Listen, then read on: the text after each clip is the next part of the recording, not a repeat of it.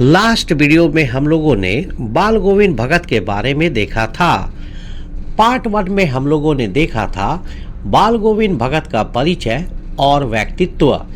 इसमें उनके बाहरी रूप, सादगी, साधु स्वभाव और गृहस्थ जीवन का वर्णन है। पार्ट 2 में बाल गोविंद भगत की संगीत साधना और प्रभातियाँ।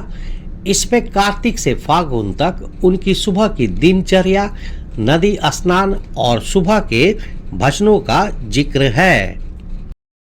पार्ट 3 बाल गोविंद भगत और गर्मियों की संध्या, शाम का समय। इसमें गर्मियों की शामों में उनके आंगन में होने वाली संगीत सभाओं और उनके प्रभाव को बताया गया है। पार्ट 4 बाल गोविंद भगत की बेटे की मृत्यु और भगत का अटल विश्वास। यह सबसे मार्मिक हिस्सा है जिसमें बेटे की मृत्यु पर उनका असाधारण व्यवहार, बहू से मुखाग्नि दिलवाना और मृत्यु को उत्सव मनाना शामिल है। यहाँ तक हम लोगों ने चर्चा लास्ट वीडियो में किया था। अब आज के वीडियो में बाल गोविंद भगत के बारे में इससे आगे। पार्ट 5 बाल गोविंद भगत और उनके द्वारा अपने बहू की दूसरी शादी का निर्णय। इस पे भगत द्वारा अपनी बहू के भविष्य के लिए लिया गया कठोर लेकिन मानवीय निर्णय और उसके प्रति उनकी चिंता दिखाई गई है। बाल गोविंद भगत और सामाजिक रूढ़ियों का खंडन। बाल गोविंद भगत ने समाज की पुरानी और गलत परंपराओं को तोड़ने का भी काम किया। जब उनके बेटे की मृत्यु हुई तो उन्होंने सामाजिक रीति रिवाजों की परवाह न करते हुए अपने बेटे के श्राद्ध का काम अपनी पतोहू बहू से करवाया। उन्होंने समाज के पुराने नियम नहीं माने। आमतौर पर औरतें महिला अंतिम संस्कार का काम नहीं करती है, लेकिन भगत ने अपने बेटे को आग अपनी बहू से दिलवाई। यही नहीं, श्राद्ध की अवधि पूरी होते ही उन्होंने अपनी पतोहू बहू के भाई को बुलाकर उसे अपनी बहन का पुनर्विवाह, दूसरी शादी करवाने के लिए भी कहा ताकि वह अकेली ना रहे, जबकि उस समय विधवा विवाह समाज में आम बात नहीं थी। बहू ने रो रो कर भगत से अपनी सेवा करने की अनुमति मांगी और उन्हें अकेले ना छोड़ने की विनती की, यह कहते हुए कि उनके बुढ़ापे में उनकी देखभाल कौन करेगा। परंतु भगत अपने निर्णय पर अटल थे।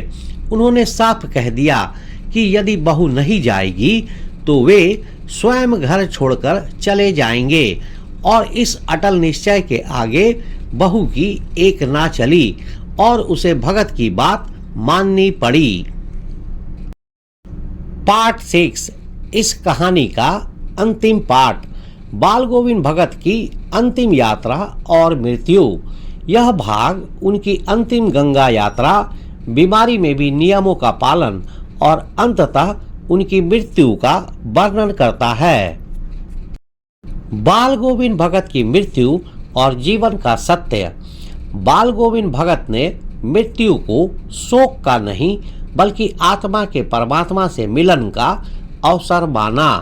वे अपनी मौत से भी नहीं डरते थे और अंत तक अपना रोज का काम भी नहीं छोड़ा। बाल गोविंद भगत हर साल गंगा नदी में नहाने जाते थे। उनका विश्वास गंगा में नहाने से ज्यादा संतों से मिलने और समाज को देखने में था। वे पैदल ही जाते थे। गंगा उनके गांव से करीब 30 कोस दूर थी। वे एक साधु की तरह किसी से मदद संबल नहीं लेते थे। वे एक गृहस्थ थे तो किसी से भीख क्यों मांगे, इसलिए वे घर से खाकर जाते थे और वापसी में भी घर आकर ही खाते थे। रास्ते में वे खंजड़ी बजाते हुए गाते जाते थे। जहाँ प्यास लगती पानी पी लेते थे। इस यात्रा में उन्हें 4-5 दिन लगते थे।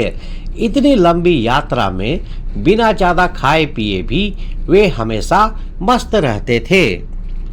अब बाल गोविंद भगत बूढ़े हो गए थे, लेकिन उनके नियम टेक वैसे ही मजबूत थे जैसे जवानी में थे। इस बार जब वे गंगा से लौटे तो उनकी तबीयत थोड़ी खराब सुस्त थी। खाने पीने के बाद भी तबीयत ठीक नहीं हुई और उन्हें हल्का बुखार रहने लगा। पर बाल गोविंद भगत अपने नियमों और व्रत को छोड़ने वाले नहीं थे। वे रोज सुबह शाम गीत गाते थे, स्नान करते थे और खेती का काम भी देखते थे। उनकी तबीयत दिन ब दिन बिगड़ती जा रही थी। लोगों ने उन्हें नहाने धोने से मना किया और आराम करने के लिए कहा, लेकिन भगत उनकी बात को हंसकर टाल देते थे। उस शाम भी उन्होंने हमेशा की तरह गीत गाए, लेकिन ऐसा लग रहा था जैसे माला का धागा टूट गया हो और उसके मोती बिखर गए हों। यानी उनकी आवाज में पहले जैसी लय और ताकत नहीं थी।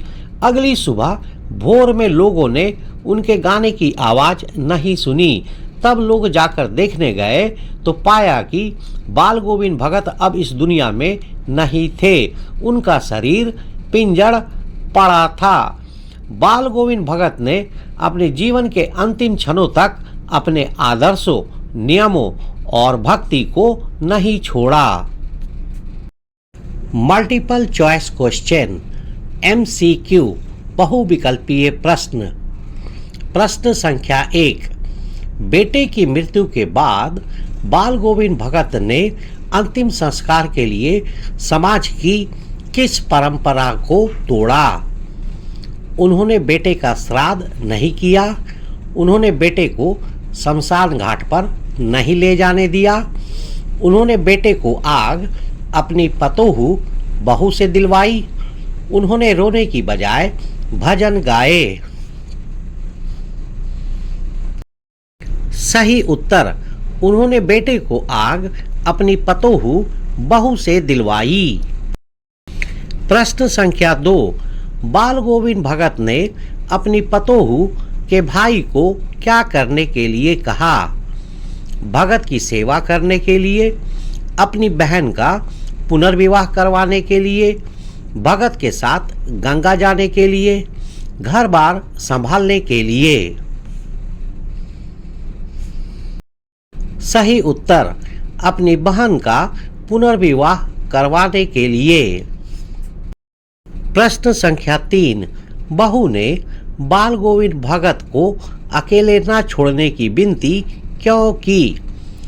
क्योंकि वह उनसे बहुत प्यार करती थी, क्योंकि वह भगत के बुढ़ापे में उनकी देखभाल करना चाहती थी, क्योंकि उसे अपने भाई के पास नहीं जाना था, क्योंकि वह घर छोड़कर नहीं जाना चाहती थी। सही उत्तर, क्योंकि वह भगत के बुढ़ापे में उनकी देखभाल करना चाहती थी। प्रश्न संख्या 4। बाल गोविंद भगत हर साल गंगा नदी में क्यों जाते थे? उनका विश्वास गंगा में नहाने से ज्यादा संतों से मिलने और समाज को देखने में था। वे पाप धोने जाते थे। यह उनका तीर्थ स्थल था। वे घूमने जाते थे। सही उत्तर, उनका विश्वास गंगा में नहाने से ज्यादा संतों से मिलने और समाज को देखने में था। प्रश्न संख्या 5। गंगा उनके गांव से कितनी दूर थी? लगभग 10 कोस, लगभग 20 कोस, लगभग 30 कोस, लगभग 50 कोस। सही उत्तर, लगभग 30 कोस। प्रश्न संख्या 6। मृत्यु से पहले भगत की तबीयत खराब होने के बावजूद भी उन्होंने क्या नहीं छोड़ा? लोगों से मिलना जुलना, गंगा स्नान करना, अपने नियम और व्रत, खेती का काम? सही उत्तर अपने नियम और व्रत। तो यहाँ पर रामवृक्ष बेनीपुरी जी द्वारा लिखित रेखा चित्र बाल गोविंद भगत समाप्त होता है। मिलते हैं नेक्स्ट वीडियो में नए टॉपिक के साथ। तब तक के लिए थैंक यू, धन्यवाद, जय हिंद।